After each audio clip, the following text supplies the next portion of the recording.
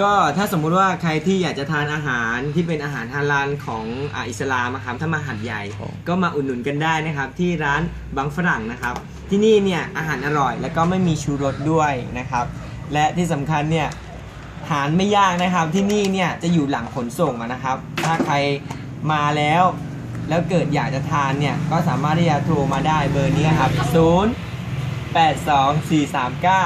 082-439-9590นะครับWah. Okay.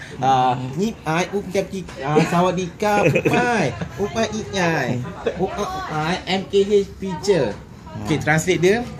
Sekarang kita MKH berada di Thailand, Hat Yai. So ni insya-Allah one of my clients akan datang. Maybe lagi 2 tahun lah planning. So dia setuju nak ambil saya punya package. So insya-Allah yes. Okay. Kita jumpa lagi 2 tahun.